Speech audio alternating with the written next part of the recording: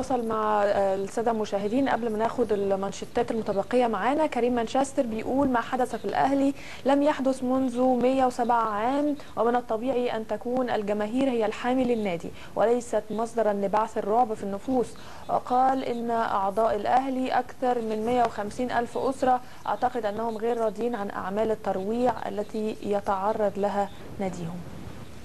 طبعا اكيد ده بيعمل رعب. تخيلي حضرتك زي ما حضرتك بتروح النادي او انا بروح النادي وبنقعد جوه مع مثلا مراتي والولاد وكده، وتلاقي حد بيحدف طوب وحد حاجه هو يعني رعب. عايز يوصل انه فكره الجمهور المفروض ان هي مسانده للعيبه طبعا ولفريقها. طبعا انا بتفق معاه تماما في كلامه وبشكره طبعا.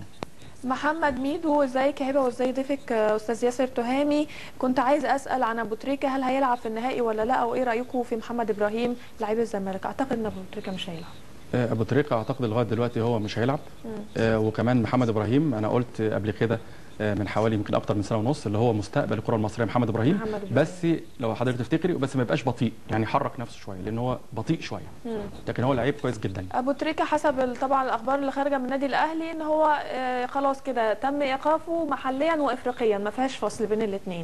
بالظبط. حسب التصريحات اللي طالعه من لجنه الكره في الاهلي. تمام. عمرو ابو رحمه: السلام عليكم استاذه هبه وبضيف الكريم استاذ ياسر تهامي، انا عايز اعرف اخبار الزمالك، وهل الزمالك هيلاعب احد الفرق الاسبانيه؟ حسب الاخبار برضو اللي هو هيلعب مع ريو فاليكانو الاسباني. معلوماتك صح 100%. هو كان في ريال بيتيس وحاجات كتيره، بس هو رايو فاليكانو هو الفريق اللي هيلعبه في اكتوبر ان شاء الله. مجلس الزمالك بيقلل من اهميه تحركات المعارضه قبل العموميه، جريده الاهرام بكره. طبعا انا شايف برضو ان المعارضه في النادي الزمالك المره دي هي اللي هتفوز بالانتخابات. عدد كبير جدا منهم. ليه؟ هيفوزوا بالانتخابات. ايه اللي خلاك تقول؟ هقول لحضرتك حاجه. هو طبعا رئيس النادي استاذ ممدوح عباس بيعمل مجهود كبير وكده، واستعان بلجنه كوره واداره. انا شايف ان المعارضه كمان الناس بقى عايزه تغير شويه، مش كل شويه نغمه النادي مش لاقيين ياكلوا، اللعيبه العقود بتاعتها هتخسر، بيخفضوا اللاعبين ومرتباتهم عشان ما يحصلش مشاكل. اتصور المعارضه هتكسب المره دي يمكن 4-5 مقاعد. حسن سمير المصري: السلام عليكم ورحمه الله وبركاته، تحياتي ليك يا استاذه هبه. احييك يا حسن وضيفك المحترم. هو الزمالك عمره ما هيكسب الاهلي طول ما بركات بيلعب، وانا عايز اعرف توقعات حضرتك لنهائي دوري الابطال الافريقي. هو ممكن الزمالك يكسب الاهلي بس بركات تتنقل للزمالك، يعني مفيش مشكله. لكن هو فعلا لغايه دلوقتي مستوى الاهلي اعلى لانه بيلعب في افريقيا بصفه مستمره. مصطفى الجندي: السلام عليكم، تحياتي للكاتب الصحفي الاستاذ ياسر تهامي والاعلاميه هبه ماهر وكل مشاهدي البرنامج. بشكرك يا مصطفى. ما راي الاستاذ ياسر في هجوم الالتراس على تدريب الاهلي اليوم، وهل يتوقع عوده النشاط في مصر يوم 17 اكتوبر ولا لا؟ ناخد السؤال اللي بعديه على طول. انا عايز اعرف اخبار المعسكر الزمالك، وهل الزمالك هيسافر الكويت ولا لا؟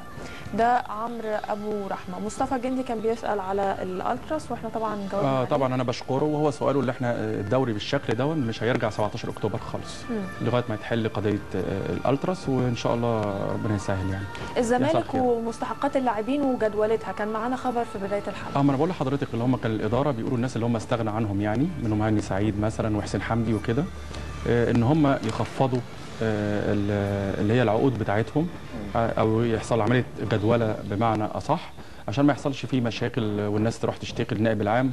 وكفايه القضايا اللي عنده. هل ده متقبل من وجهه نظرك؟ اعتقد اللي هو لو الناس بتحب النادي ممكن يعملوا كده.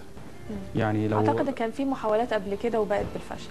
خلاص هم والله يحاولوا مره اخرى، لو كده ممكن يعملوا عمليه جدوله او يقسطوا، بس بالتراضي ضروري جدا بين وكيل اللاعبين ويكون بحضور اللاعبين واداره ممثل عن اداره النادي الزمالك. الزمالك بيبحث عن رزاق وشيكابالا بيرغب في العوده. النهارده برضو كان خبر شيكابالا بيرغب في العوده بعد تألقه مع الوصل الاماراتي، كان خبر غريب شويه. طبعا هو شيكابالا بيرغب في العوده. هم جددوا له سنتين على فكره، اداره نادي الزمالك جددت له سنتين بعد تألقه مع نادي الوصل الاماراتي. يمكن النهارده كان ماتش مباراه شفت هدف صاروخي لشيكابالا، وقدروا اللي هم يكسبوا الفريق، يعني اهلي وزمالك على فكره عشان برضو الناس المشاهدين يعرفوا، اللي هو الوصل والوحده اهلي وزمالك ومعاهم الجزيره الاماراتي، كسبوا 4-1، وقدر شيكابالا يحط او يحرز هدف جميل جدا من كره صاروخيه، متالق جدا على فكره شيكابالا. يمكن انا كاتب في المدار اللي هو بدا رحله التالق اللي هو شيكابالا كانت في الصفحه الاولى. ربنا يوفقه، لكن اعتقد ان شيكابالا بدا، لان برونو ميتسو قال انا عايز اللعيب ده اعرف ازاي انتوا بتقولوا عليه مشاغب في مصر. يعني يمكن حصل اتصال عن طريق كان مستغرب قال ازاي ده لعيب مشاغب؟ ده اللعيب المشاغب ده لعيب هادي جدا جدا. طبعا هو بره مصر يبقى هو سفير جيد وحسن لمصر. جميل. وهو على فكره انا قابلته في النادي وبره النادي هو لطيف جدا وهادي وخجول جدا، يعني كنت بكلمه يبص في الارض. والله يعني ده حاجه غريبه جدا. ناخد مانشيتات سريعه كده عشان معانا برضو موضوع عايزين برضو ناخده سريعا. الاهلي بيفرج عن مستحقات اللاعبين بعد العوده من نيجيريا، ومجلس الاسماعيلي بيبدا خطوات الاصلاح ويدعم اسامه خليل في انتخابات الجبليه. من المدار عند حضرتك دنيا الملاعب، نجوم الفضائيات الرياضيه من ملعب الكره الى ملعب السياسه، والنتيجه 0 على الشمال. الخبراء نجوم الكرة لا يصلحون لتقديم البرامج لهذه الأسباب. هو شهادتي مجروحة. لا شهادتك مجروحة. مش قوي يعني، لكن أنا عارف إن أنت واقعية برضو مش رومانسية.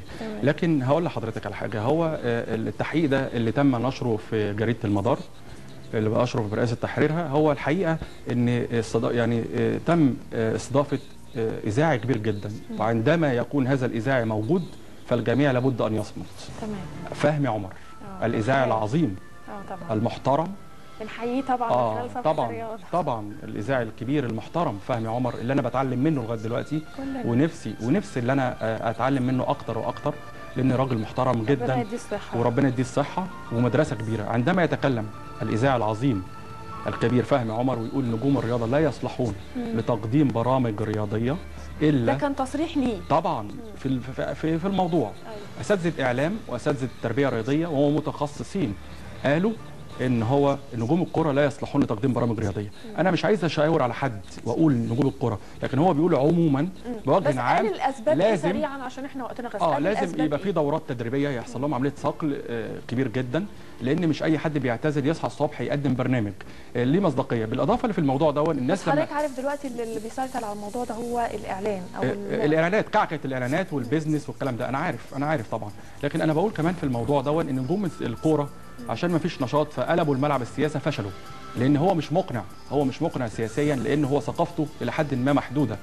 على سبيل المثال في حاجه معينه، فلما يجي يتكلم في السياسه لابد ان يذاكر، زي ما بنذاكر، بيحضر قبل البرنامج، بيقرا موضوعات بوليتيكال يعني كده حاجات سياسيه معينه، بيقدر لما يجي يكلمني مثلا يقدر يقنعني على ارض الواقع، فاقول برافو انا فعلا استفدت معلومه. لكن ما ينفعش اللي هو سمك لبن تمر هندي. بشكرك شكرا جزيلا استاذ ياسر تهامي ناقدنا الرياضي المميز، شكرا جزيلا. انا بشكر حضرتك واللي سمحتي لي طبعا اديني الفرصه الجميله دي، وبشكر كل الساده المشاهدين، ويا رب اكون ضيف خفيف عليهم. اهلا وسهلا بيك دايما ضيف عزيز علينا في صفحه الرياضه. كل الشكر لحضراتكم مشاهدينا الكرام، نلتقي غدا ان شاء الله اسره جديده وصفحه رياضيه جديده.